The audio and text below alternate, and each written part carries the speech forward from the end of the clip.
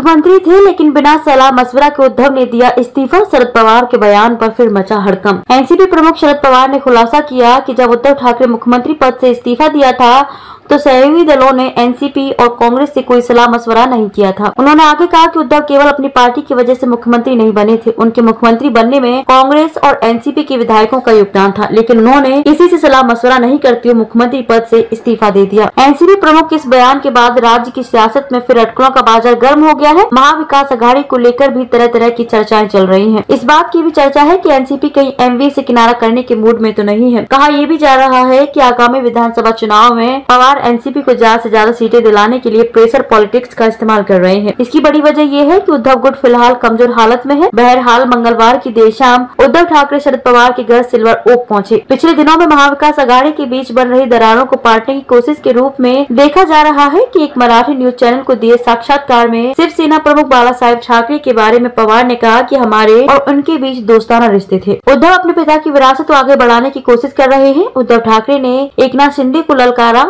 BJP नेता और राज्य सरकार में मंत्री चंद्रकांत पाटिल ने बाबरी मस्जिद विध्वंस में शिवसेना के एक भी कार्यकर्ता के शामिल नहीं होने के दावे पर उद्धव ठाकरे ने ललकारा है कि मुख्यमंत्री एकनाथ शिंदे को अपने पद से इस्तीफा दे देना चाहिए या फिर पाटिल से उनके बयान को लेकर इस्तीफा मांगा जाना चाहिए। उद्धव ठाकरे ने दोपहर में एक प्रेस कॉन्फ्रेंस में कहा कि जब मस्जिद गिराई जा रही थी तब ये चूहे अपने बिलों में छिपे थे। उनकी पार्टी का हिंदुत्व राष्ट्रवाद है और बीजेपी को स्पष्ट करना चाहिए कि उसका हिंदुत्व क्या है। उद्धव ठाकरे ने कहा कि मुख्यमंत्री एकनाथ शिंदे को पाटिल के बयान को लेकर या तो इस्तीफा दे देना चाहिए या पाटिल से इस्तीफा मांगना चाहिए। शिवसेना यूबीडी के नेता संजय राउत ने भी एक ट्वीट में पूछा कि क्या शिंदे पाटिल के दावे को स्वीकार करते हैं, यदि नहीं तो मुख्यमंत्री को इस्तीफा दे देना चाहिए। बीजेपी नेता चंद्रकांत पाटिल ने पुणे में पत्रकारों से दावा किया था कि 1992 में बाबरी मस्जिद गिराए जाने के समय शिवसेना का एक भी कार्यकर्ता वहां मौजूद नहीं था। कार सेवा में किसी ने भी अपनी पार्टियों के सदस्य के रूप में भाग नहीं लिया था, बल्कि वे सिर्फ हिंदू के रूप में शामिल हुए थे। इस पर उद्धव ने पाटिल पर तीखा हमला करते कहा कि तब ये चूहे अपने बिलों में छिपे थे। इसके बाद तो मुख्यमंत्री एकनाथ शिंदे भी मैदान में कूद पड़े। उन्होंने उद्धव से पूछा कि जब बाबरी मस्जिद गिराई जा रही थी तब उद्धव और जो बोल रहे हैं संजय राउत कहाँ थे।